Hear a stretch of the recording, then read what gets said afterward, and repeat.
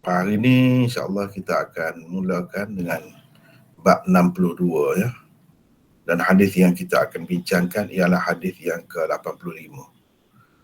Bismillahirrahmanirrahim. Alhamdulillahirabbil alamin. Wassalatu wassalamu ala asyrafil anbiya wa ala alihi wa ashabihi ajma'in. Bab ma ja'a fi tarkil wudu min masjid dzakar. Bab tidak perlu berwudu kerana menyentuh kemaluan. Wa bihi qala haddatsana Hannad qala haddatsana Mulazim bin Amr an Abdullah bin Badr an Qais bin Talq bin Ali wal Hanafi an abihi an Nabi sallallahu alaihi wasallam qala wa hal huwa illa mudghatun min aw bad'atun min. Qala wa fil bab an Abi Umamah qala Abu Isa وقد روي عن غير واحد من أصحاب النبي صلى الله عليه وسلم وبعض التابعين أنهم لم يروا الوضوء من مس الذكر وهو قول أهل الكوفة وابن المبارك وهذا الحديث أحسن شيء روي في هذا الباب. وقد روى هذا الحديث أيوب بن عتبة ومحمد بن جابر عن قيس بن طلق عن أبيه. وقد تكلم بعض أهل الحديث في محمد بن جابر وأيوب بن عتبة وحديث ملازم بن عمرو عن عبد الله بن بدر أصح وأحسن. Itulah ya bab lanjutan daripada bab sebelum ni. Okey, kita terjemah dahulu. Hannad meriwayatkan kepada kami, katanya Mulazim bin Amr meriwayatkan kepada kami daripada Abdullah bin Badr, daripada Qais bin Talq bin Ali al-Hanafi, daripada ayahnya Talq, daripada Nabi sallallahu alaihi wasallam, baginda bersabda, bukankah kemaluan itu hanya seketul atau sepotong daging dari seseorang? Beliau, yakni Imam Tirmizi, berkata dalam bab ini ada juga riwayat daripada Abu Umamah. Abu Isa berkata diriwayatkan daripada ramai sahabat Nabi SAW dan tabi'in bahawa mereka berpendapat tidak perlu berwudu kerana menyentuh kemaluan. Itu juga pendapat ulama Kufah dan Ibnul Mubarak. Hadis ini adalah sebaik-baik hadis yang diriwayatkan dalam bab ini. Ayyub bin Utbah dan Muhammad bin Jabir juga meriwayatkan hadis ini daripada Qais bin Talq, daripada ayahnya, yakni Talq. Namun ada beberapa orang ulama hadis mentajrihkan, bukan mentarjihkan, mentajrihkan Muhammad bin Jabir dan Ayyub bin Utbah.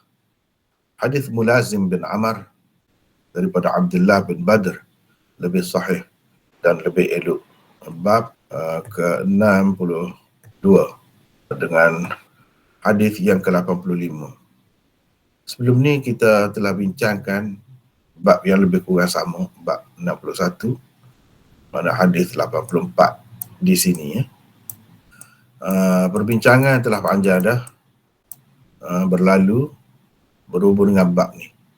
Kadang-kadang selalu jugalah dalam bab yang berkait dengan hukum ni, bab sunan lah, Imam Tirmizi buat dua bab yang berlawanan. Selalu jugalah dia buat begitu. Contohnya bab 61, babul wudu min masjid dzakar. Bab berwudu, ini keperluan atau perlu atau wajib dan sebagainya, kita telah bincang dah sebelum ni. Berwudu kerana menyentuh zakar atau kemaluan. Maka bab yang ke-62 lawannya, bab tidak berwudu, meninggalkan berwudu. Mana tidak perlu berwudu kerana menyentuh kemaluan. Sebaliknya. Di bawah tadi kan hadis ni 82. Ada beberapa hadis ni, tapi pecahan sebenarnya. Hadis yang utamanya ni lah. 82, 83, 84, 85. Di bawah bab 62 tadi, hadis yang ke-85. Di bawah bab 61, 82, 83, 84. 3 hadis. Tetapi sebenarnya satu saja. Ini pecahan saluran riwayat saja jadi 3 itu. Biasalah Imam Tirmizi buat begitu. Nak menceritakan bahawa berhubung dengan perkara ni ada khilaf. Khilaf yang besar lah. Dan masing-masing pihak ada hujahnya berupa hadis Nabi SAW. Kadang-kadang kedua-dua pihak tu mempunyai hadis yang sahih. Sama kuat kedudukannya. Kadang-kadang pula Imam Tirmizi kemukakan yang memanglah satu lagi tu tak berapa kuat. Yang satu tu kuat, yang satu lagi tak berapa kuat. Walau bagaimanapun, kalau dalam bab hukum ni, ni bab hukum lah orang ni. Sentuh kemaluan, jadi batal air sembahyang. Hukum lah tu. Kalau berkenaan dengan bab hukum ni, ikut mana-mana pun, kalau kita katalah dalam Tirmizi ni kita bertemu, bab mula-mula dia ada 2 bab kan. Bab mula-mula kuat hadis ni. Bab yang kedua, Imam Tirmizi kemukakan hadis yang kiranya kurang kuat lah. Atau kita kata dhaif lah. Dhaif sanad dia. Maka kita kena ingat bahawa dalam bab hukum mesti paling tidak hadis itu mestilah bertaraf hasan. Tak boleh dhaif. Sama sekali tak boleh. Dhaif biasa pun tak boleh. Bukan dhaif kuat sangat. Dhaif biasa pun tak boleh dijadikan asas. Jadi apa yang Imam Tirmizi sebutkan yang dhaif itu sebenarnya bukan pegangan utama, golongan yang kedua, tetapi itu sebagai riwayat sokongan sahaja. Riwayat sokongan sahaja. Maknanya dia mesti ada dalam bab tu hadis yang sekurang-kurang tarafnya ialah hasan. Baru boleh. Baru boleh. Kalau kita tengok hadis yang kita baca hari ini, bab ni, 2 bab ni, sama ada bab 61 atau bab 62 dengan hadis-hadis di bawahnya, hadis-hadis itu boleh dikatakan kedua-duanya sahih. Kalau ada yang kata yang ni lebih sahih, maka ada pula yang lain yang kata yang tu lebih sahih. Gitu kedudukannya. Dia bukan sekadar hasan dah, sampai ke peringkat sahih. Walaupun ada yang kata yang satu lagi itu hasan, tetapi ramai mengatakan tidak, sama-sama sahih. Kemudian yang memakai hadis tu, mengguna pakai hadis tu bukan orang-orang yang terpencil, yang tidak diketahui, tidak dikenali. Mazhab yang besar lah. Satu mazhab yang berjuta-juta orang yang pengikut juga. Begitu keadaannya. Itu begitulah keadaannya 2 bab ni. Babul wudu min masjid zakar, babu tarkil wudu min masjid zakar. Mudah je. Tambah tarki. Tambah tarki saja. Jadi bab yang kedua. Kena ingat, satu lagi, kena ingat bahawa maksud utama Imam Tirmizi tulis kitab Tirmizi ni kalau berkait dengan sunan, berkait dengan bab-bab hukum lah, dia nak cerita apa? Sebab masing-masing pengarang kitab utama hadis tu dia ada maksudnya tersendiri, maksudnya tersendiri. Ada yang maksudnya begini, ada yang maksudnya begini. Imam Bukhari begini, Imam Muslim begini, Imam Malik begini. Yang utama lah yang menunjuk dalam kitab dia tu, yang secara umum tu sama, nampak kita ada semuanya. Tetapi maksud utama pengarang itu dia berbeza-beza. Jadi kita kena ingat, buat pegangan lah, peringatan lah. Iaitu Imam Tirmizi dia buat bab khususnya berkenaan dengan hukum ni, untuk menyatakan ada khilaf dalam masalah itu. Itu kena ingat poin besar tu. Poin besar. Untuk menyatakan khilaf. Di samping mengemukakan dalil bagi masing-masing yang berkhilaf tu. Itu bendanya. Itu point. Sebab tu kita kalau baca kitab Tirmidzi ni kita akan nampak tu. Kita akan nampak, sentiasa nampak tu kerangka tu. Kita akan nampak tujuan itu tetap ada. Samalah di sini. Sebab itu dia sebut berbeza daripada kitab-kitab lain, kitab-kitab hadis yang lain. Dia sebut biasanya siapa ulama-ulama, tokoh-tokoh ulama mujtahidin yang berpegang dengan dalil-dalil ini, hadis-hadis ini. Dan siapa pula yang berpegang dengan hadis satu lagi. Dengan sebab itu dia buat dua bab yang berasingan. Cuba kita tengok. Kalau dalam bab ni, cuba tengok. Ni Imam Tirmidzi sebut. Ini pendapat bukan seorang dari kalangan sahabat Nabi SAW dan tabi'in. Inilah juga hadis yang menjadi pegangan Al-Auza'i, Syafi'i, Ahmad dan Ishaq. Ini yang dia sebut. Maknanya Imam Tirmidzi isyaratkan kepada satu golongan sahabat pegang dengan hadis ni. Lepas tu generasi kedua tabi'in. Lepas tu generasi ketiga ni sudah bermula mazhab-mazhab, imam-imam mazhab. Di sini disebutkan imam yang tidak masyhur pun, ramai pengikut dia atau ada pengikut dia di mana-mana. Dia sebut. Misalnya Auza'i dan Ishaq. Ini antara yang berpegang dengan hadis tadi. Man massa dzakarahu fala yusalli hatta yatawadda. Dan hadis-hadis umpama itu dalam bab 61. Dia sebut. Inilah. Dia nak ceritanya ini tokoh-tokoh yang berpegang dengan hadis ni. Hadis di bawah bab ni. Jadi bila kata imam-imam mujtahidin, sahabat pegang, maknanya dia ada hadis lah. Ada hadis lah. Sahabat-sahabat dia tidak buat ikut dan. Ikut suka. Tak ada macam tu. Itu generasi terpilih itu sahabat tabi'in. Sebab itu Imam Tirmidzi sebut. Lepas tu imam-imam juga, imam-imam mujtahidin ini memanglah hujah dia kuat. Dia gunakan kaedah ijtihad dia tu memang mantap lah. Mereka pakai. Inilah hadis yang menjadi pegangan mereka. Dan dia sebut kedudukan hadis itu. Asahhu syai'in fi hadzal bab. Yang paling sahih dalam bab ni. Dalam bab orang yang sudah ada air sembahyang dah, bila sentuh kemaluannya, batal air sembahyangnya. Dia kena berwuduk semula untuk solat dan lain-lain perkara yang memerlukan wuduk. Dia sebut. Itu maksud utamanya. Begitulah juga dengan bab seterusnya. Ni bab 62. Bab tidak berwuduk. Yang ini tidak perlu berwuduk kerana menyentuh kemaluan. Kalau nak berwuduk boleh juga, tapi perlu sebagai wajib tu. Bab tidak wajib berwuduk kerana menyentuh kemaluan. Boleh juga kita takdirkan begitu. Baru ni saya sudah sebut dah.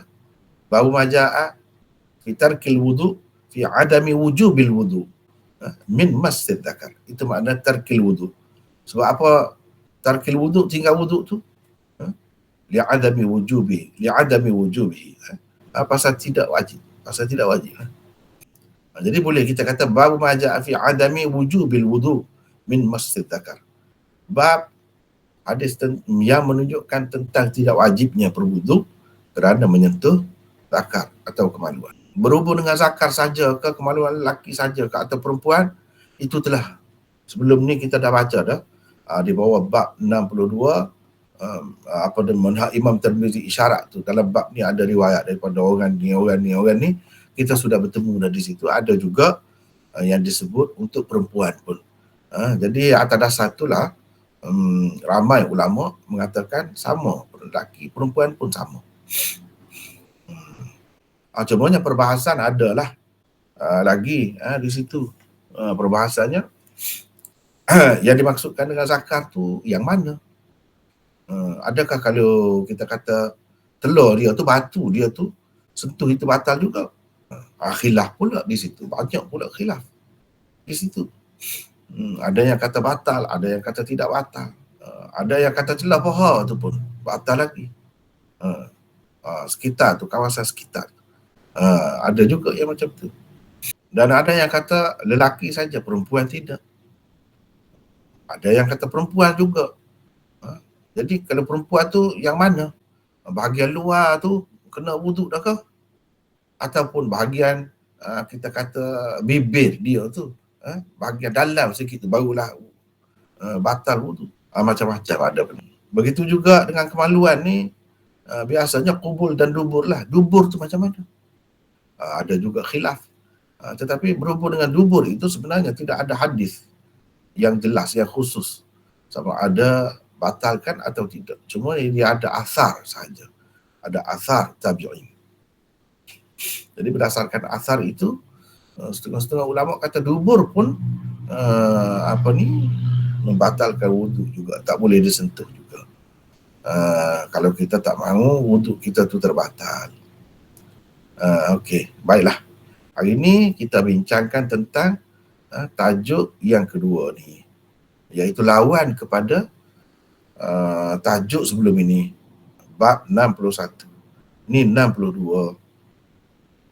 Jadi dalil-dalil bagi orang yang mengatakan tidak batal wuduk, duduk di sini, di bawah ni, di bawah bab ni. Salah satunya ialah hadis yang ke-85 yang dikemukakan oleh Imam Tirmizi ini. Inilah. Baik.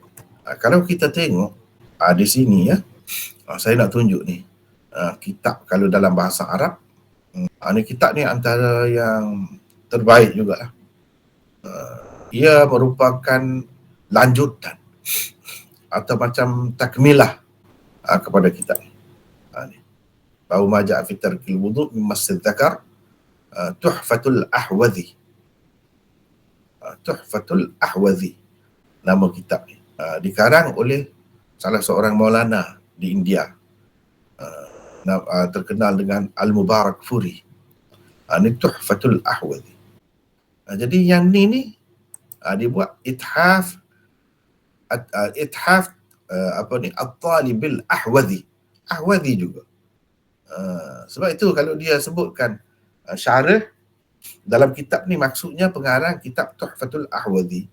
Tuhfatul Ahwazi ini jadi asas kepadanya. Jadi dalam kitab ni hanya ada sebut beberapa hal lagi lah, lebih melengkapkan lagi. Kalau kita guna kedua-dua ini sangat baiklah. Sangat baiklah. Ithaf At-Talibil Ahwazi.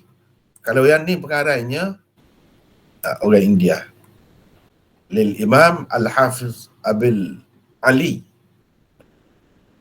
Muhammad atau Abil Ula, wallahu alam, tak pasti. Muhammad sebab dia tak ada anak ni sebenarnya. Ni cuma kunyah biasa lah ni. Muhammad Abdul Rahman Ibni Abdul Rahim Al-Mubarak Furi, meninggal dunia pada tahun 1353. 1353. Maka yang ni baik kita tengok, biar kita tahu pengarang-pengarang. Ithaf At-Talibil Ahwazi bi Syarh Jami' Imam At-Tirmizi, ditulis oleh Muhammad bin Syekh Al-Allamah Ali bin Adam bin Musa Al-Ethiopi Al-Wallawi. Ini seorang ulama daripada Habasyah, tetapi tinggal di Mekah, duduk di Mekah, mengajar di Mekah. Sekarang ni pun saya tak ada dengar lagi dia meninggal dunia. Dia masih ada lagi setakat yang saya tahu, ada lagi. Tapi kitab ni belum lengkap lagi. Belum lengkap lagi. Kalau kita tengok di sini, apa kata pengarang dia? Qala al-Jami' afallahu anhu, zahiru sani' at-Tirmizi rahimahullah annahu yara tarjih hadith Talq hadha ala hadith Busrah, حيث أخر هذا الباب، وهكذا فعل النسائي في سننه، ولذا قال السندي الحنفي رحمه الله ما نصه، وصنيع المصنف يعني النسائي يشير إلى ترجيح الأخذ بهذا الحديث حيث أخر هذا الباب، وذلك لأنه بالتعارض حصل الشك في النقض والأصل عدمه فيؤخذ به، ولأن حديث بصرة يحتمل التأويل بأن يجعل مس الذكر كناية عن البول، لأنه غالبا يرادف خروج الحدث منه، ويؤيده أن عدم انتقاض الوضوء بمس الذكر قد علل بعلة دائمة، وهي أن الذكر بضعة من الإنسان، فالظاهر دوام الحكم بدوام علته، ودعوى أن حديث قيس بن طلق منسوخ لا تعويل عليه. انتهى كلام السندي. Hasyiah As-Sindi ala Nasa'i. Sindi ni pula orang India juga. Dulu, India zaman dulu, sebelum India berpisah dengan Pakistan. Sekarang ni Sindi ni, kalau sebut Sindi dalam Pakistan. Jadi Sindi ni satu negeri, Sind, nama satu negeri dalam Pakistan. Dia ni orang situ lah. Dia ni banyak buat syarah, Hasyiah Bukhari, Hasyiah Tirmizi, Hasyiah Nasa'i, dan macam-macam lagi hasyiah yang dia buat oleh Sindi ni. Jadi mengikut pengarang kitab ni, Syekh Muhammad ini daripada Habasyah ni, yang sangat alim dalam bidang hadis, dia sebut, dia kata daripada tindakan Imam Bukhari, zahir daripada tindakan Imam Tirmizi ni, dia letak bab ni kemudian. Sebelum ni bab perlu berwuduk kerana menyentuh kemaluan. Ni bab tidak perlu berwuduk kerana menyentuh kemaluan. Dia letak kemudian ni. Daripada cara letak dia tu, ni pada pandangan dia dah. Menunjukkan Imam Tirmizi berpendapat hadis talq ini lebih kuat. Mana dia mentarjihkan hadis talq berbanding hadis busrah. Mana sebelum ni bab 61 itu hadis busrah, hadis utamanya. Ini hadis talq. Mana bagi dia nampak Imam Tirmizi mentarjihkan hadis talq daripada hadis busrah. Sebab apa? Sebab dia letak kemudian. Itu pandangan dia. Kerana Nasa'i pun buat begitu juga dalam sunan dia. Nasa'i buat begitu juga dalam sunan dia. Sehingga Sindi, penulis hasyiah dia tu,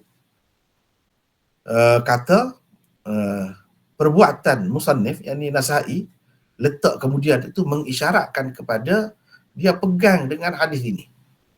Sebab itu dia letak kemudian.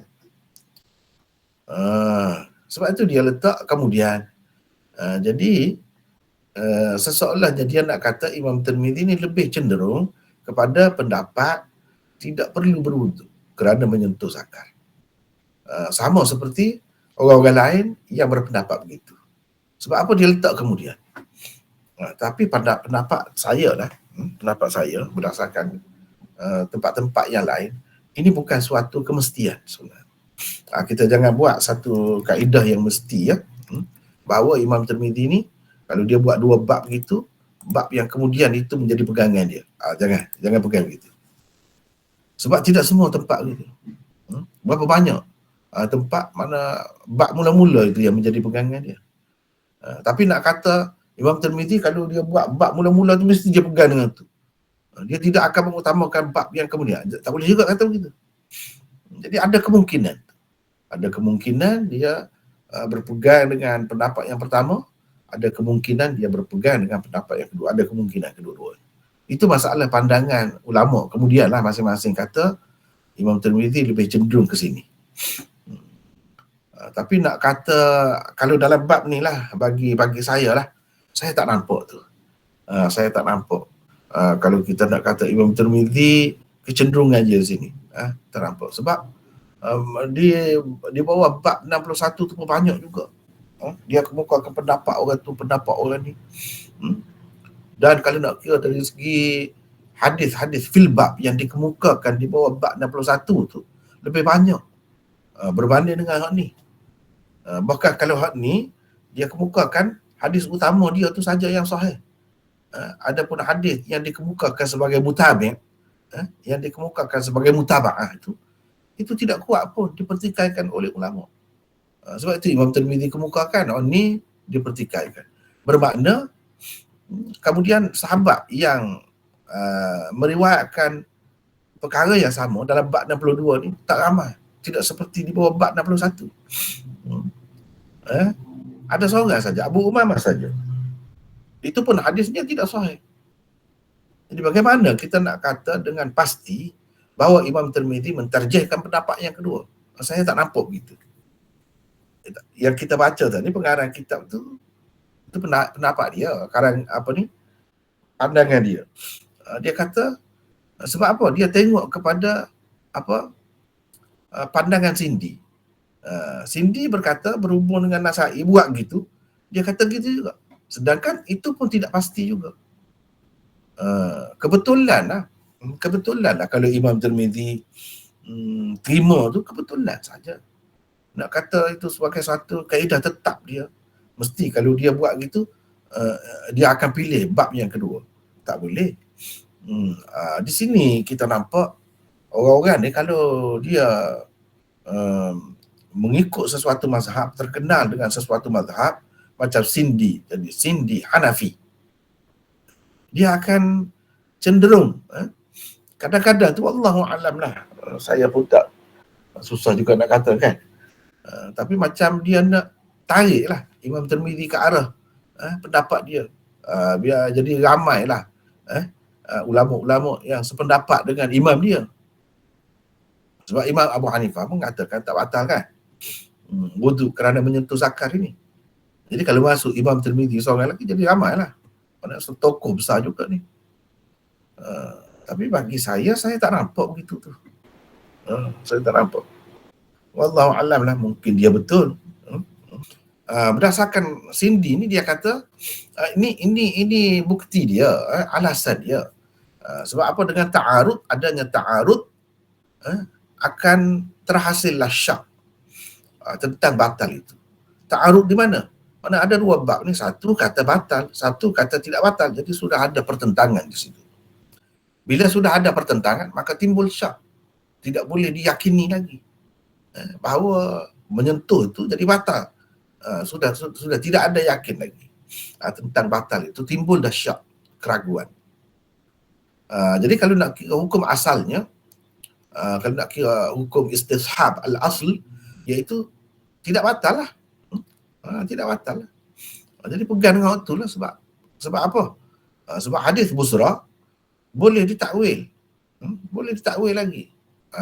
Kalau nak takwil lah, padahal bagi orang yang pegang secara zahir tu boleh dah. Umumnya pegang secara zahir lah. Tetapi dia kata masih boleh ditakwil. Takwil macam mana? Maksud sentuh zakar itu ialah kinayah kepada kencing. Kinayah kepada kencing. Itu maksudnya. Bukan maksud pegang saja. Kinayah kepada kencing. Tetapi takwilan ini betul boleh takwil, tapi mesti kau ditakwil. Mesti kau ditakwil. Tidak perlu takwil itu. Sebab biasanya bila pegang tu akan keluar hadas daripadanya. Biasanya kalau orang nak buang air kecil, dia akan pegang. Itu takwilan dia. Selain daripada itu, alasan tidak terbatal wuduk dengan sentuh zakar itu dikemukakan ilat dia. Alasan dia. Iaitu ilat tu ilat yang sentiasa ada, tidak terpisah daripada seseorang itu. Iaitu zakar itu adalah sepotong daripada anggota manusia. Sebahagian daripada anggota manusia. Jadi benda ni tentu jadi payah lah. Sebab ia sebahagian daripada anggota manusia. Bukan benda yang asing tu. Itu alasannya. Jadi hak zahirnya hukum tu pun terus ada lah, dengan sebab terus ada ilatnya. Jadi macam telinga kita ada. Telinga sebahagian daripada anggota kita. Jadi nak buang macam mana? Susahlah macam tu. Adapun dakwaan hadis Qais bin Talq dimansukh, itu tidak boleh dipakai. Ini kata Sindi. Jadi pengarang ni berdasarkan apa yang disebutkan oleh Sindi ni, dia kata dia nampak Imam Tirmizi juga cenderung mentarjihkan hadis bab kedua ni. Mana seolah-olahnya Imam Tirmizi lebih cenderung kepada tidak batal wudu lah kalau menyentuh kemaluan. Tapi itu pendapat dia lah, macam saya sebut tadi. Itu pendapat dia. Tak jelas lagi. Bagi saya kalau macam tu tak jelas lagi. Bahkan saya lebih cenderung mengatakan Imam Tirmizi duduk dengan pihak yang pertama. Saya lebih nampak begitu. Sebab tu guru dia pun kata yang paling sahih dalam bab ni hadis Busrah. Imam Bukhari kata, kita dah baca kan sebelum ni. Dan Imam Tirmizi bawa berapa ramai tu sahabat tu. Sedangkan dalam hadis ni, dalam bab 62 ni, seorang saja sahabat dia bawa. Ini menunjukkan dia nak cerita ramai sebelah sana lah. Dan lebih banyak hadis sebelah sana. Jadi hadis sebelah sana tu bukan hadis Busrah saja yang sahihnya, hadis-hadis lain pun sahih.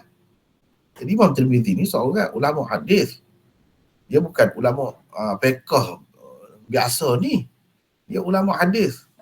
Jadi ulama hadis akan sentiasa tengok mana hadis lebih banyak, mana hadis lebih kuat, mana hadis yang lebih ramai perawi-perawinya.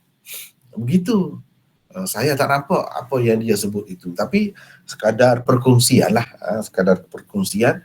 Ini telah orang tulis begini, kita tengoklah. Tetapi pengarang kitab ni kata, kita dah bincang panjang dah berhubung dengan masalah ni, dan hak rajih dalam masalah ini ialah pendapat orang yang mengatakan wajib berwuduk kerana sentuh zakar, kerana dalilnya kuat. Tapi mana pengarang ni sendiri mengatakan yang lebih kuatnya iaitu bab 61 tu, hadis di bawahnya, bukan hadis di bawah 62 ni, walaupun yang ni pun sahih.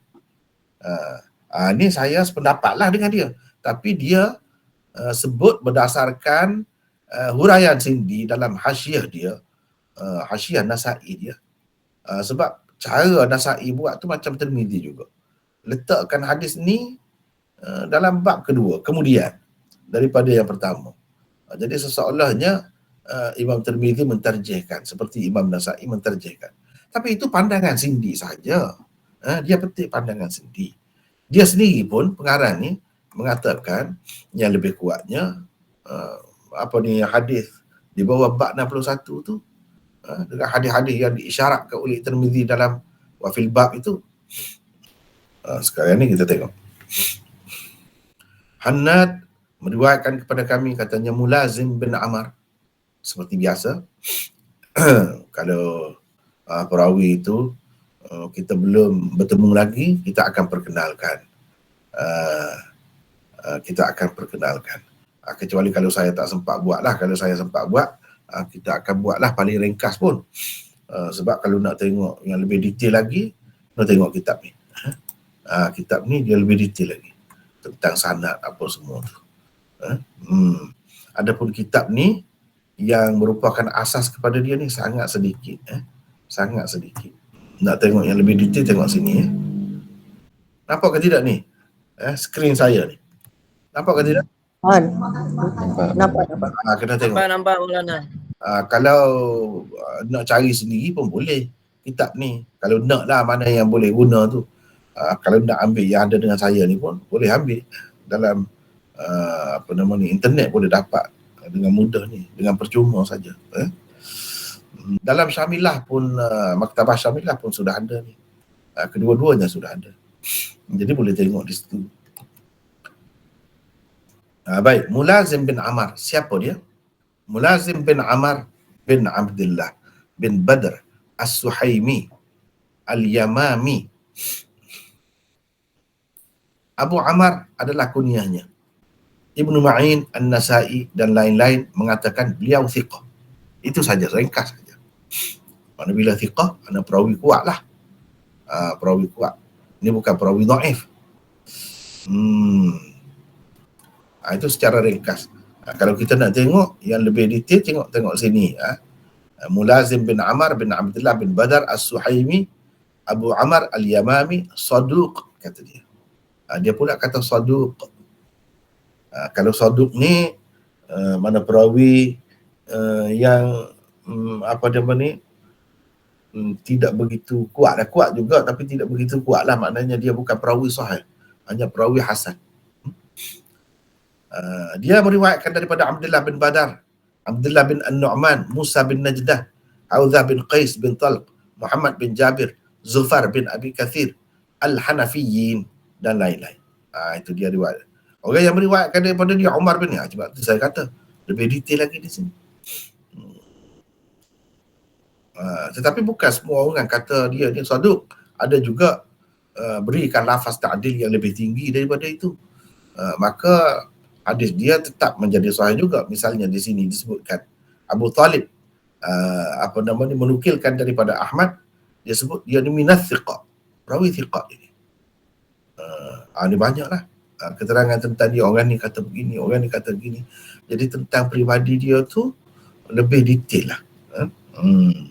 Oleh kerana saya ni baru peringkat buat nota, saya tidak bagilah sedetail ini. Tapi insya-Allah apabila kita kemaskan dan dijadikan buku macam Sahih Bukhari itu, banyak perkara lah yang perlu dimasukkan lagi berkenaan dengannya. Pandangan-pandangan tokoh-tokoh rijal hadis berkenaan dengan dia tu banyak. Misalnya Ibnu Ma'in kata thiqah, Abu Zur'ah dan Nasa'i, Abu Hatim kata saduq, la ba'sa bihi. Jadi la ba'sa bihi, laisa bihi ba's ini perawi hasan ini.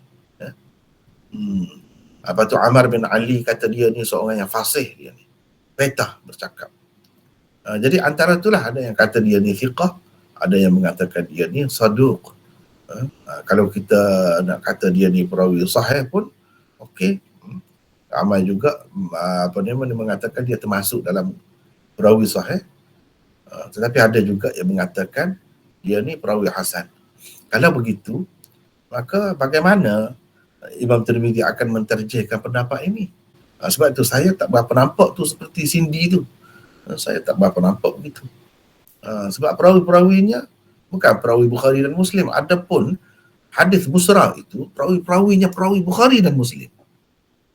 Cuma Imam Bukhari tak masukkan dalam kitab dia sebab ada khilaf di situ tentang Urwah bin Az-Zubair itu, adakah dia meriwayatkan secara langsung daripada Busra atau dengan perantaraan Marwan. Itu yang kita bincang dulu. Di situ ada keraguan di situ, maka Imam Bukhari tak masukkan dalam kitab dia. Imam Muslim pun tak masuk. Tapi kalau nak kira perawi-perawi dia tu adalah perawi Bukhari dan Muslim, mana tentu kedudukannya lebih tinggi dari segi tahap kesahihannya tu. Sedangkan di sini perawi-perawi dia tu tidak semua setaraf dengan perawi sana. Jadi Imam Tirmizi mengambil kira benda tu sebab dia seorang ulama hadis. Jadi cuba kita tengok kalau dalam kitab ni dia sebut akhrajalahul arba'ah. Mana riwayat dia ni diambil oleh keempat-empat pengarang kitab sunan. Mana? Al-arba'ah tu maknanya pengarang kitab. Abu Daud pun ada, Tirmizi pun ada, Nasa'i pun ada, Ibnu Majah pun ada. Itu mana al-arba'ah. Walahu fi hadzal kitab arba'atu ahadits faqat. Dalam kitab Tirmizi ni hadis dia hanya ada 4 saja. Itu kan lebih detail tu. Tapi saya nak cepat-cepat buat nota ni, ringkas sajalah. Kalau kita nak lebih detail, bolehlah misalnya saya ambil daripada sini. Saya ambil daripada sini. Begitulah yang biasanya pengarang-pengarang buat, dia tengok sana tengok sini. Sini lebih detail, lebih mudah untuk kita jadikan sebagai rujukannya di sini. Begitulah kalau kita nak tengok satu kitab mungkin kurang detail. Seperti di sini kita tengok ni, dia hanya jadi saya pakai ambil sini yang nak cepat ni. Pasal nak cepat, sekadar ini ringkas saja. Tak adalah sedetail dalam kitab yang kedua tadi. Mulazim bin Ammar meriwayatkan kepada kami daripada Abdullah bin Badr. Siapa pula Abdullah bin Badr? As-Suhaimi juga, Al-Yamami juga. Nampaknya orang kita ni ramai nama Suhaimi ni mari sini. Mari sini agaknya. Ramai orang kita nama Suhaimi kan. Jadi Suhaimi itu keturunan sebelah sana. Di Yamamah. Yamami itu Yamamah. Tempat di zaman Nabi dulu ada ni kan, Musailamah Al-Kadzab itu dia duduk di situ, kawasan tu. Tapi bukan pengikut-pengikut dia, ramainya orang Islam juga yang ramainya. Itu Al-Hanafi, Bani Hanifah, tu kan Musailamah tu pun daripada pok-pok tu juga. Duduk di sebelah sana lah. Jadi orang kita ni ambil nama Suhaimi tu. Padahal Suhaimi tu nisbah. Nama dia sebenarnya lain. Jadi puak-puak dia tu Suhaimi belaka lah. Beliau meriwayatkan hadis daripada Ibnu Abbas dan Talq bin Ali. Antara orang yang meriwayatkan hadis daripadanya ialah Ikrimah bin Ammar dan cucunya sendiri iaitu Mulazim bin Ammar. Jadi Mulazim bin Ammar yang sebut sebelum ni perawi itu cucu dia. Ibnu Ma'in dan Abu Zur'ah mengatakan beliau perawi thiqah. Jadi sebenarnya kadar ni pun cukup dah nak tahu perawi ni secara ringkas. Tapi kalau nak detail lagi, ada lagi, itu kena tengok. Sama ada syarah yang lebih detail macam Ithaf At-Talib Al-Ahwadhi ataupun kitab-kitab rijal hadis lah. Situlah tempatnya. Kalau kita nak detail lagi. Baik. Daripada Qais bin Talq bin Ali Al-Hanafi. Jadi Al-Hanafi ni, kalau kata Al-Hanafi, dia tidak semestinya dia ni bermazhab Hanafi. Imam Abu Hanifah tu tak. Imam Abu Hanifah tu kemudian lagi. Jadi Al-Hanafi tu nisbah kepada Imam Abu Hanifah tu. Ni Al-Hanafi nisbah kepada Bani Hanifah. Hanafi juga orang panggil. Orang kita pun ramai juga pun nama Hanafi tu. Orang kita ni dia ambil apa ni, nisbah tu, nama nisbah satu, nisbah tu tak kira lah. Nisbah kepada keturunan ke atau nisbah kepada tempat ke, dia tak kira. Nisbah kepada tempat misalnya Bukhari. Itu Bukhara nama tempat tu. Orang di situ dipanggil Bukhari lah.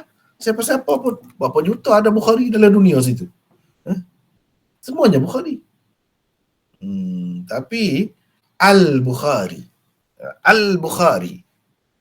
Bukan Bukhari saja. Al-Bukhari itu maklum Imam Bukhari itu yang terkenal. Jadi nak ambil sempurna itulah nama yang masyhur tu, agaknya gitulah. Adapun nama dia sebenarnya Muhammad. Imam Tirmizi selalu guna nama tu. Muhammad berkata, aku bertanya Muhammad, aku dengar Muhammad. Siapa Muhammad? Imam Bukhari lah. Jadi di sini Hanafi ni nisbah kepada Bani Hanifah, bukan nisbah kepada Imam Abu Hanifah. Dah. Al-Hanaf Qais bin Talq bin Ali Al-Hanafi 784. Al-Yamami, Yamami ni Yamamah lah. Al-Ijli, Ibnu Ma'in dan Ibnu Hibban mengatakan beliau thiqah. Beliau dikatakan Al-Hanafi kerana disebahkan kepada Bani Hanifah, satu kabilah di Yamamah. Jadi orang-orang daripada kabilah tu dipanggil Hanafi belaka. Hanafi belaka. Jadi itulah benarnya, kita kena tengok dulu kata Hanafi ni tak mestinya bermazhab Hanafi. Begitu juga Al-Husaini ke Al-Hasani ke tak mestinya Sayyidina Hasan, Sayyidina Husain tu boleh jadi Husain lain, Hasan lain, boleh jadi. Tapi mari yang kemudian ni keliru. Seseolahnya dalam dunia ni ada nama dua tu cucu Nabi tu sajalah. Ini mengelirukan. Baiklah. Dia Qais bin Talq meriwayatkan daripada ayahnya. Jadi ayah dia tu nama Talq 749. Talq bin Ali adalah seorang sahabat Nabi sallallahu alaihi wasallam. Sahabat Nabi sallallahu alaihi wasallam. Ketika baginda sedang membina masjidnya, beliau mengunjungi Nabi sallallahu alaihi wasallam ketika baginda sedang membina masjidnya di Madinah pada tahun pertama hijrah. Ini Talq bin Ali ni. Dia pergi bertemu, sebab jauh juga tu. Daripada Yamamah tu nak pergi ke Madinah tu jauh pada masa tu. Ambil masa dah. Berapa hari tu nak boleh kesampai tu. Jadi orang tidak berjalan main-main lah pergi tu. Jadi dia pergi ni ketika Nabi sedang membina masjid Nabi yang ada sekarang ni. Asas masjid tu.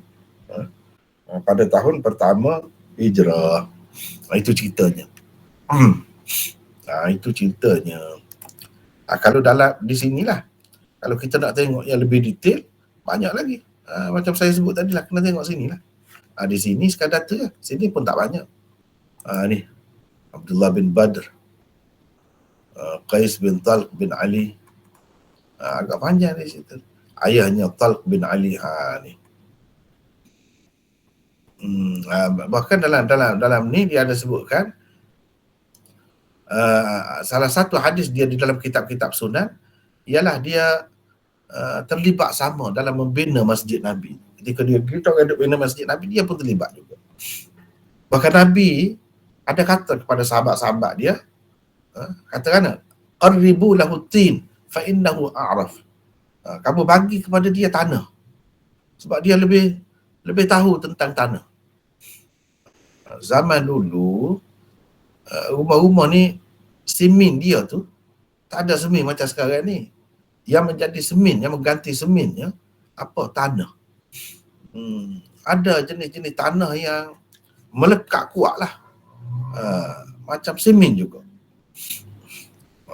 Begitu. Jadi Nabi suruh dia buat tu. Kalau kita kata gaul semen lah kita sekarang ni. Jadi cara ni sebenarnya bukan lama sangat, zaman Nabi dulu. Kita kata sekarang ni dah guna semen dah. Apa nama ni, lekatkan batu bata tu guna semen dah. Di celah-celah dia tu. Sekarang ni orang tak guna dah tanah tu. Tapi saya nak cerita lah. Saya nak cerita sebab di India, terutamanya masa saya duduk dulu dah berapa puluh tahun dahulu, memang saya tengok sendiri, tempat-tempat kita duduk pun kita menyewa tu rumah-rumah yang dicantumkan batu bata dia tu dengan tanah sebenarnya. Dan tahan kuat, melekat kuat juga. Barulah saya nampak bila baca hadis ni, kita pernah tengok keadaan tu. Oh, patutlah dia buat tanah ni bukan sembarang tanah. Bukan tanah yang macam berpasir begitu dah. Tanah dia tu melekat kuat. Macam semen dah. Lepas tu tanah Arab ni dia hujan tu lama-lama sekali, dia tidak hujan selalu. Jadi dia tahan. Dia tahan. Dah kuat lah, kuat. Dia pakai itu ya, tanah tu ya. Kemudian dia adalah cara dia buat. Jadi bumbung ni boleh pergi mari di atas tu, boleh tidur, boleh apa, duduk di atas tu. Dia rata bumbung. Kuat. Padahal dia buat dengan tanah tu. Tapi dia adalah cara dia tu. Cara dia masukkan apa-apa di celah-celah dia. Ganti, kalau kita ganti apa? Ni besi kan? Besi-besi tu. Dia tidak. Tapi tahanlah. Tapi tidaklah sekuat macam bangunan binaan tempat kita yang guna semen, guna konkrit tu, tidak sama lah. Walau bagaimanapun, saya sempat tengok memang orang guna tanah. Jadi pada masa tu semen tidak ada lagi. Kita tidak dapati perkataan semen di dalam hadis. Dalam hadis ada. Dan rumah-rumah dibuat macam ni lah. Daripada Nabi SAW, baginda bersabda, bukankah kemaluan itu hanya seketul atau sepotong daging dari seseorang? Sebab ceritanya dia ada latar belakang, dia ada orang tanya Nabi. Lalu Nabi SAW kata begitu. Dan dia dengar. Talq ni dengar. Jadi hadis inilah yang menjadi asas kepada orang-orang yang mengatakan menyentuh kemaluan atau zakar atau faraj itu tidak membatalkan wudu. Sama ada kemaluan sendiri atau kemaluan orang lain, tak batal wudu. Di dalam riwayat Abu Daud tersebut cerita Talq dengan lebih jelas lagi. Katanya, setelah kami mengunjungi Nabi SAW, jadi 750, di dalam riwayat Abu Daud tersebut cerita Talq dengan lebih jelas lagi. Katanya, setelah kami mengunjungi Nabi SAW, tiba-tiba ada seorang macam badui datang kepada baginda, lalu dia berkata, wahai Rasulullah, apa katamu tentang orang lelaki yang menyentuh zakarnya setelah berwudu? Jadi jelas itu pertanyaan tu. Mana dia nak tanya batal ke tidak wudu tu. Maka Rasulullah SAW bersabda, bukankah ia hanya seketul atau sepotong daging dari seseorang? Ini apa masalahnya? Kalau macam seketul daging, macam telinga, hidung, jadi ada kesentuh tu membatalkan. Kalau membatalkan jadi susah lah kalau macam tu. Daripada situlah talq ni dengar. Nabi, orang tu tanya Nabi dan Nabi jawab begitu. Itulah latar belakang bagi hadis ni. Hadis talq ni. Itulah latar belakangnya. Hadis talq ni. Bukankah kemaluan itu hanya seketul atau sepotong daging dari seseorang? Jadi kita nak tahu sebab urut dia tu, tengok dalam Abu Daud. Dalam Abu Daud cerita seperti yang kita nukilkan tadi lah. Begitu. Dalam Tirmizi ni sekadar begini sahaja. Sekadar begini sahaja. Baiklah, kita tengok sini. Jadi makna hadis ni, menyentuh zakar itu tidak membatalkan wuduk, kerana ia satu juzuk daripada jasad atau tubuh kita. Sebagaimana wuduk tidak terbatal dengan menyentuh mana-mana juzuk badan kita yang lain selain daripada zakar, begitulah juga menyentuh zakar. Jadi antara ramailah juga yang berpendapat begini. Dia sebut di sini. Wa ila hadza dhahaba jama'atun minas sahabah wat tabi'in.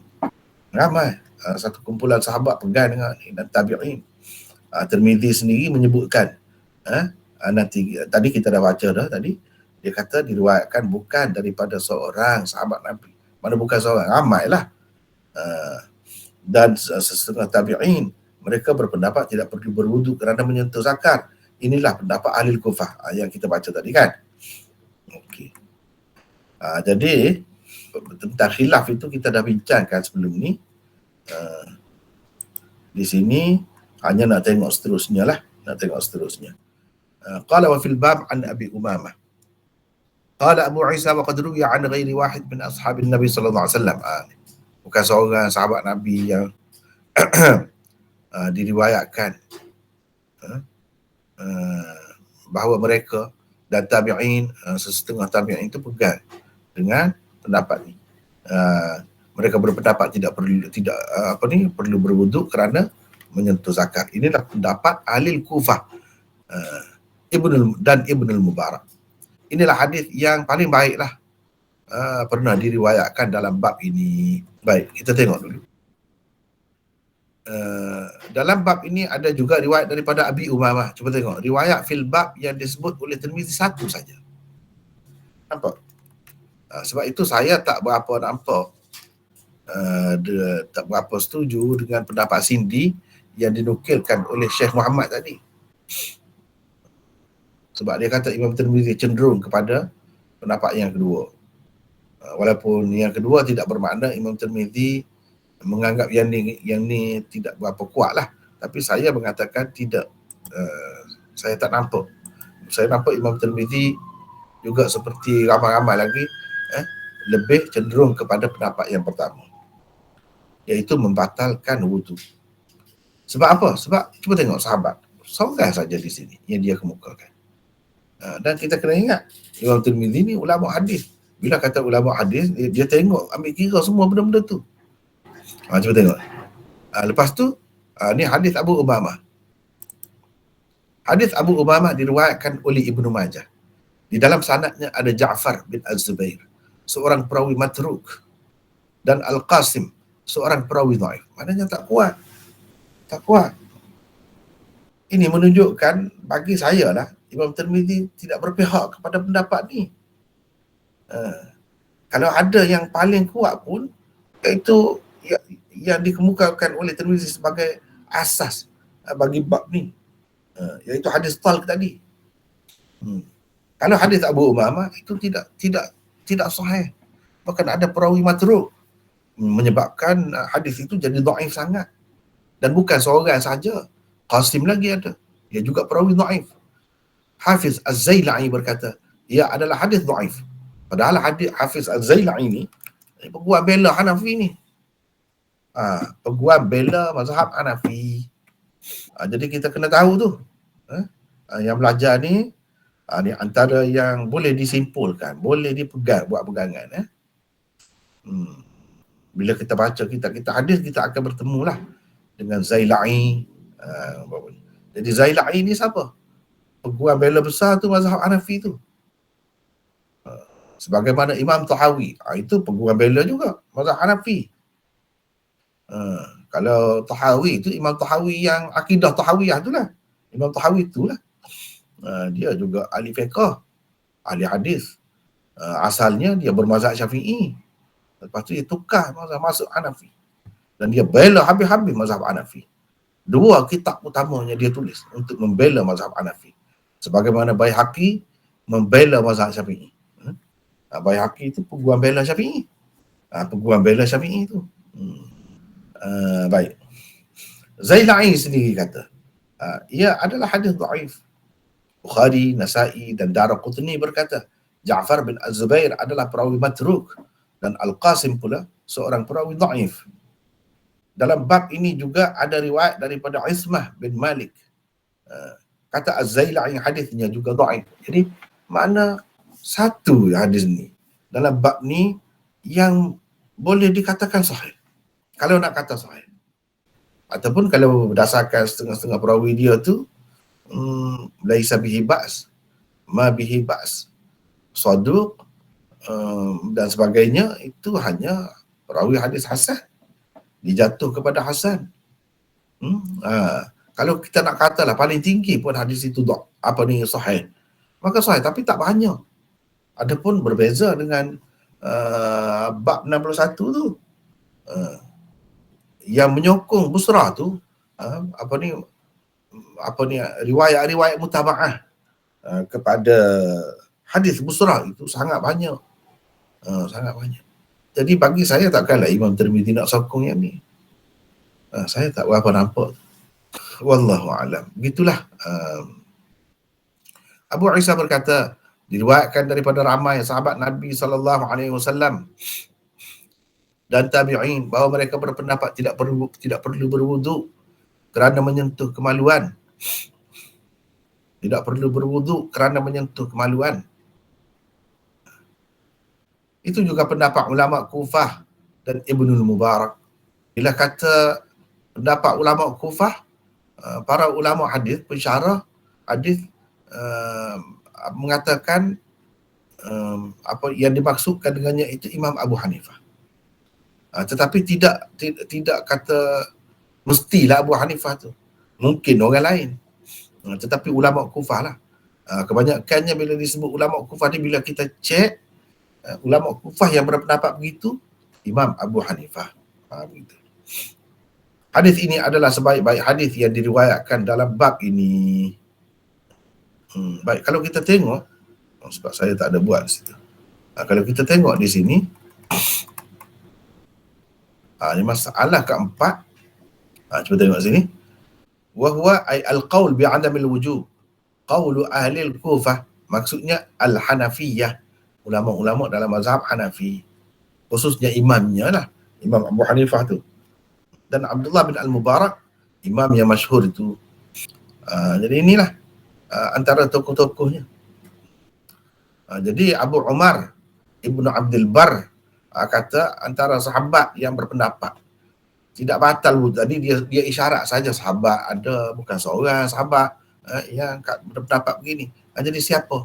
Kalau kita nak tahu nama-namanya, di sini ada disebutkan, iaitu Ali bin Abi Talib, Ammar bin Yasir, Abdullah bin Mas'ud, Abdullah bin Abbas, Hudzaifah bin Al-Yaman, Imran bin Husain, Abu Darda. Dan khilaf tentang Sa'ad bin Abi Waqqas, ada riwayat daripada dia kata batal, ada riwayat daripada dia kata tidak batal. Riwayat yang kata tidak batal itu daripada dia tu riwayat Ahlul Kufah daripadanya. Dan adalah riwayat itu boleh kita lihat. Itu dia. Ni disebutkan, dikemukakan oleh Abdul Razak daripada Ibn Uyainah, daripada Ismail bin Abi Khalid, daripada Qais bin Abi Hazim. Kata dia ada satu orang tanya Sa'ad bin Abi Waqqas tentang sentuh zakar ni, adakah dia perlu berwuduk kerananya? Sa'ad bin Abi Waqqas pun kata, kalau ada apa-apa yang najis lah padamu, potonglah. Potong buanglah katanya. Kalau ada apa-apa najis lah. Tetapi penduduk Madinah pula meriwayatkan daripada dia, Sa'ad bin Abi Waqqas ni, dia kata kena berwuduk. Begitu juga khilaf riwayat daripada Abi Hurairah, Sa'id bin Musayyab. Adapun Rabi'ah bin Abi Abdurrahman, Sufyan Ats-Tsauri, Abu Hanifah dan anak-anak buah dia, mereka mengatakan la wudu fi masjid zakar. Jelas, tidak batal wudu kerana menyentuh zakar. Jadi itulah antara sahabat yang kata tidak batal wudu ni ramai juga. Itu yang ada riwayat tu, yang boleh dibuktikan di dalam kitab-kitab, bukan satu kitab saja. Umpamanya di sini Al-Hazimi dalam kitab I'tibar, dia pun sebut perkara yang sama. Ruwiya dzalika an Ali wa Ammar bin Yasir dan seterusnya. Cuba tengok berapa ramai. Ibrahim An-Nakhai, inilah Yahya bin Ma'in dan ahli Kufah. Mereka semua berpendapat tak batal wudu. Dalil mereka ialah hadis talq ini. Hadis talq ini. Itu juga pendapat ulama Kufah dan Ibnul Mubarak. Hadis ini adalah sebaik-baik hadis yang diriwayatkan dalam bab ini, kata Tirmizi. Mana selain daripada Imam Tirmizi, Abu Dawud, Nasai, Ibnu Majah dan lain-lain juga meriwayatkannya. Jadi hadis ini ada di dalam kitab-kitab sunan lah, kita kata. Tadi dah sebut dah sunan arba'ah, itu maksudnya kitab-kitab ni lah. Selain daripada pengarang kitab sunan arba'ah itu, Ibnu Hibban, At-Tabarani dan Ibnu Hazm mengatakan ia sahih. Bahkan ada ulama rijal, ulama hadis yang terkenal, Imam Bukhari, guru Imam Bukhari, iaitu Ali bin Al-Madini, yang kemarin kita bertemu, Ali bin Abdullah Al-Madini, berkata hadis talq ini lebih elok daripada hadis busrah. Bahkan dia kata, dia menterjihkan hadis talq ini daripada hadis busrah sebelum ini, di bawah bab 61 tu. Dan berapa ramai yang kata sahih. Maknanya dia kira perawi-perawi dia tu semua perawi sahih lah, bagi dia. Kalau seorang saja dikira sebagai perawi hasan, maka hadis itu jadi dianggap hasan lah. Ni bagi mereka yang kata sahih ni, mana dia anggap setiap orang perawi yang itu adalah perawi hadis sahih. Begitu caranya. Sementara Asy-Syafi'i, Abu Hatim, Abu Zur'ah, Ad-Daraqutni, Al-Baihaqi dan Ibnul Jauzi pula mengatakan ia dhaif. Dhaif bahkan. Sebab itu dia tak mahu pegang. Dia kata ini dhaif. Sebab apa dhaif pula kita kata? Sedangkan sanadnya okey je. Dia adalah tu pertimbangan yang lain. Cuba tengok lagi. Ibnu Hibban, At-Tabarani, Ibnu Al-Arabi, Al-Hazimi dan lain-lain pula berpendapat hadis ini telah dimansuhkan dengan hadis busrah. Ada pula yang mengatakan hadis ini memang sahih tapi dimansuhkan. Itulah, dimansuhkan. Yang kata dhaif pun ada, yang kata sahih pun ada. Inilah antara hadis yang khilaf ulama tentangnya. Jadi orang-orang yang tidak pegang dengan sesuatu hadis itu, dia macam-macam. Sebab ada kalanya kerana dia anggap hadis itu tidak sahih. Ada kalanya bukan tidak sahih, bukan dia anggap tidak sahih, hadis itu sahih, tapi hadis itu sudah mansuh. Kadang-kadang sahih, tapi itu khusus untuk seseorang sahaja, bukan untuk umum. Ini yang akan menilai begini itu imam-imam mujtahidin, ulama-ulama besar lah. Ulama-ulama besar. Tokoh-tokoh ulama yang terkenal dalam sejarah seperti nama-nama yang kita sebut ni, memang mereka ini orang-orang yang hebat lah, tokoh lah, diakui lah. Tetapi kalau pengarang kitab ni, dia tidak setujulah dengan orang-orang yang mengatakan dhaif. Bagi beliau dan ramai lagi sebenarnya orang-orang lain pun mengatakan hadis ini sahih juga. Hadis ini sahih juga. Walau bagaimanapun, pengarang kitab ni juga cenderung mengatakan golongan yang pertama tu hadisnya lebih kuat lagi. Sama seperti pengarang kitab Subulus Salam, ini dia petik daripada kitab Subulus Salam, iaitu Al-Allamah Muhammad bin Ismail Al-Amir. Dia kata hadis busrah lebih kuat, lebih rajih, kerana lebih ramai orang yang mengatakan ia sahih. Dan banyak pula syawahid dia. Syawahid dia banyak. Mana perawi-perawi daripada sahabat-sahabat yang lain ramai. Dan ulama dalam mazhab Hanafi pun ramai juga yang mengakui hakikat ini. Sebab itu di dalam syarah Muwatta Imam Muhammad, pengarangnya Maulana Abdul Hayy Al-Firangi Mahalli, Maulana Abdul Hayy yang buat syarah dia tu, atau oleh kerana bukanlah panjang sangat syarah tu, ta'liq lah, dalam ta'liq dia tu, dia kata al-insaf fi hadzal bahth annahu in ikhtir طريق الترجيح ففي أحاديث النقد كثرة وقوة. Pertimbangan yang adil dalam membincangkan perkara ini ialah kalau dipilih jalan tarjih lah, kalau kita nak tarjih hadis mana yang lebih kuat dalam masalah ni, maka hadis-hadis yang menyebutkan tentang batal itu lebih banyak dan lebih kuat. Oleh kerana itu yang patutnya hadis-hadis itulah ditarjihkan. Dalam hasyiah dia terhadap syarah wiqayah. Syarah wiqayah ni kitab fiqh mazhab Hanafi. Maulana Abdul Hayy ada buat hasyiah juga. Maulana Abdul Hayy ni ada buat hasyiah juga terhadap kitab syarah wiqayah tu. Dalam kitab tu dia sebut hadis-hadis yang menyebutkan tentang batal wuduk itu lebih banyak dan lebih kuat daripada hadis-hadis yang membenarkan. Maknanya yang kita baca sekarang ni, bab 62 ni, lebih kuat daripada hadis-hadis rukhsah. Mana hadis-hadis yang kata tidak perlu berwuduk itu, tidak batal wuduk itu. Macam-macam lah pendapat itu. Wa qad rawa hadzal hadis Ayyub bin Utbah. Imam Tirmizi bawa pun, mana kalau nak kata mutabi' lah, kepada hadis Qais bin Talq itu, maka hadis itu dipertikaikan oleh ulama. Sebab itu saya tak berapa nampak macam mana Sindi boleh kata Imam Tirmizi ni cenderung, Ibn Nasa'i cenderung, dengan sebab dia buat bab tu, dia letak hadis ni kemudian, maknanya dia lebih cenderung mengatakan hadis ni lebih kuat. Saya tak berapa nampak. Sebab hadis ni dipertikaikan, cuba tengok ni. Namun ada beberapa orang ulama hadis mentajrihkan Muhammad bin Jabir dan Ayyub bin Utbah. Ni dalam saluran sanad lain. Saluran sanad yang Imam Tirmizi kemukakan tadi tak ada ni perawi ni. Ni saluran sanad yang lain. Jadi yang boleh kita kemukakan sebagai mutabi', itu adalah perawi-perawi yang dhaif sebagai mutabi' kepada Mulazim tu. Mulazim bin Amar. Jadi cuba kita tengok ni 753, Muhammad bin Jabir dikatakan dhaif oleh Ibnu Ma'in. Al-Fallas pula berkata ia perawi saduq matrukul hadis. Maknanya tak kemah lah.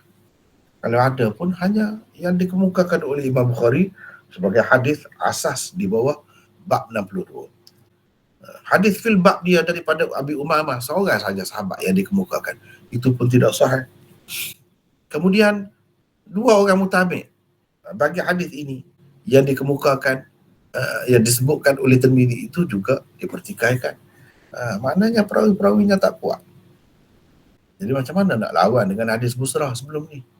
Kerana banyak syawahidnya, banyak saluran riwayatnya, dan itu lebih kuat. Perawi-perawinya adalah perawi-perawi Bukhari dan Muslim, walaupun hadis itu tidak ada dalam Bukhari dan Muslim. Perawi dia tu saja, tuan ambil kira dah. Sekadar tu.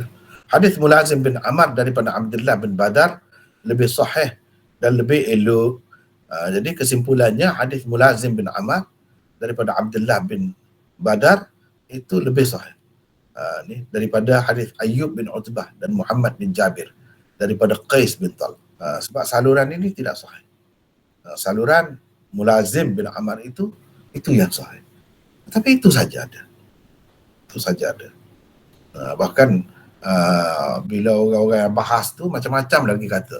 Dia kata macam mana kita nak tarjihkan hadis Talq ini, sedangkan Talq ini terima hadis ini di tahun pertama hijrah, ketika Nabi SAW buat masjid, dia pun terlibat juga buat masjid. Sedangkan lama lagi, 10 tahun selepas itu Nabi duduk hidup lagi. Dalam keadaan dia tak ada, dia duduk balik negeri dia tu. Dia balik ke negeri dia. Mana dia tahu apa-apa perubahan yang berlaku terhadap hukum. Jadi kiranya apa yang diriwayatkan oleh Busrah tu kemudian lah. Tetapi apa nama ni,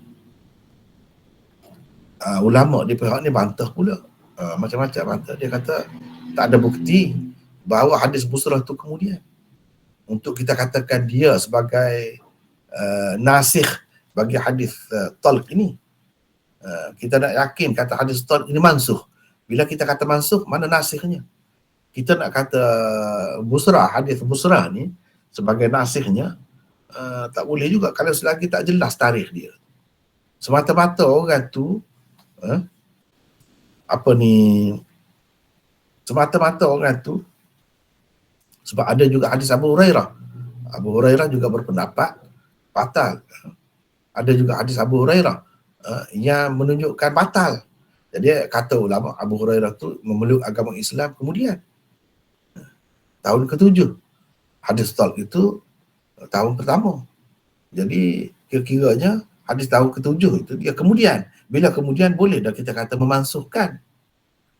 Tetapi pihak ulama yang menyokong pihak ni, yang kata tak batal ni, dia kata tidak semestinya kalau Abu Hurairah tu dia masuk Islam lewat hadis yang dia riwayat tu, mana hadis tu memang lewat juga, tak mesti. Boleh jadi diterima daripada orang lain yang cerita tentang dulu, zaman dulu.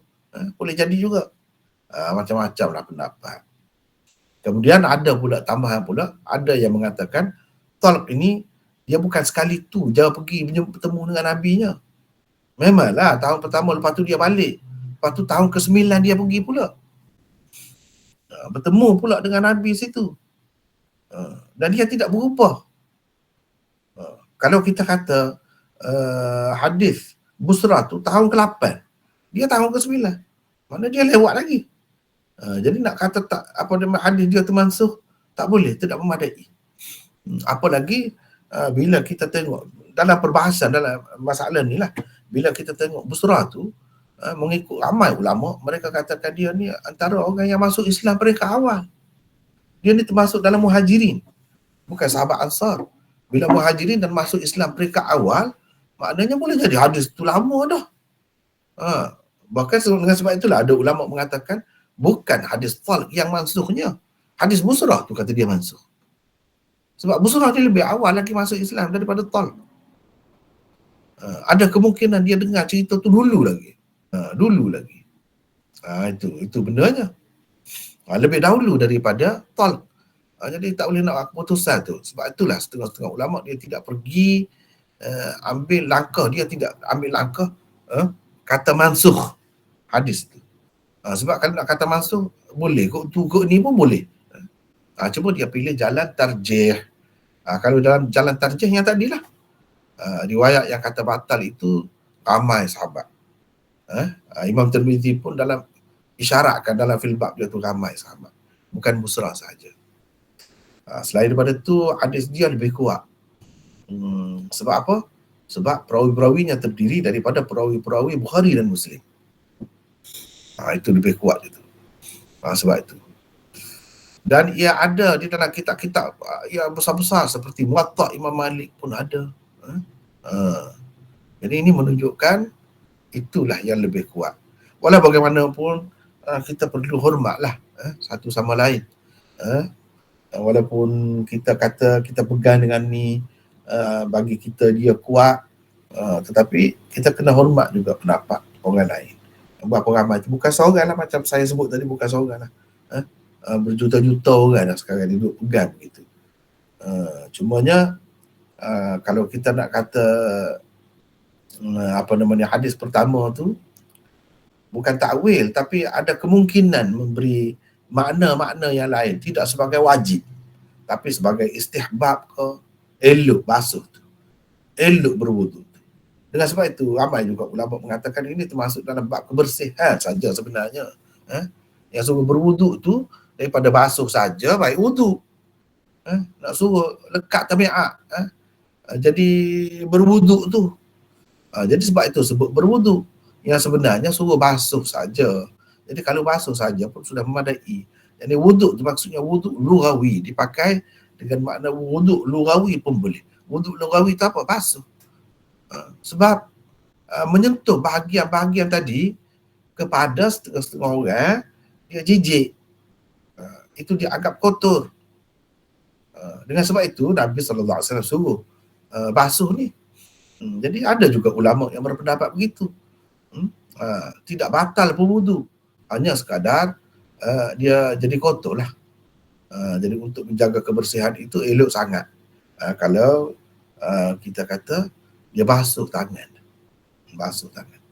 Terutama orang-orang zaman dulu kan, yang dia tidak gunakan air pun untuk beristinja tu. Kepada lelaki, bahkan guna batu saja. Jadi bila guna batu tu ketika berpeluh apa, bayangkanlah. Sentuh sana, sentuh sini. Jadi itu menyebabkan kotor. Jadi ini termasuk dalam bab kebersihan. Nabi SAW nak jaga, nak menyelamatkan umat dia daripada macam-macam malapetaka ataupun penyakit yang mungkin timbul disebabkan kekotoran itu. Mungkin juga. Bahkan ada ulama yang mengatakan begitu. Jadi kalau kita tak nak kata batal pun, ikut mana-mana pun eloklah basuh. Basuh paling tidak. Itu lebih menjaga kebersihan. Lebih menjaga kebersihan. Saya sendiri lebih cenderung situ. Nak ambil air sembahyang lagi bagus. Kalau tak ambil air sembahyang pun sebenarnya dia nak pergi ke mana hadis tu. Hadis ni sebenarnya boleh kita masukkan di bawah beberapa prinsip saja. Salah satu prinsipnya, prinsip kebersihan. Kebersihan dijaga untuk apa? Untuk keselamatan, kesihatan kita. Kesihatan tubuh badan kita.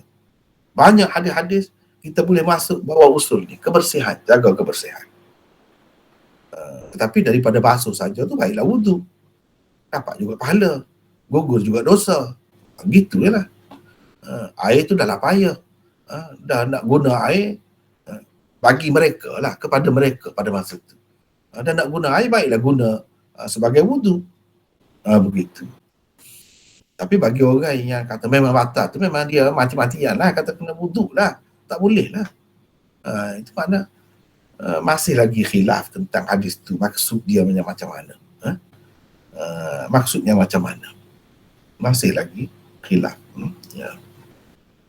Jadi begitulah sekadarnya. Saya pun tak sempat lagi buat tambahan di sini, di sana sini dalam bab ni. Sekadar itulah sahaja dulu. Berkenaan dengan bab nombor 2 Sunan Tirmizi. Ya. Ibnu Arabi adalah antara yang berpendapat hadis tok itu sahih tapi telah dimansuhkan. Ibnu Arabi ni Ibnu Arabi yang sama yang meriwayatkan beliau pernah melihat video secara hidup. Kalau betul, bolehkah berhujah dengan pendapat Ibnu Arabi ni? Itu ini soalan nombor satu-satulah, takut banyak sangat ya. Ini Ibnul Arabi. Oh, Ibnul Arabi, bukan ada Ibnu. Kalau itu satu lagi Ibnu Arabi, tak ada alif lam. Okey. Ingat kau Ibnu Ini Ibnul Arabi, seorang ulama hadis dan ulama fiqh mazhab Malik.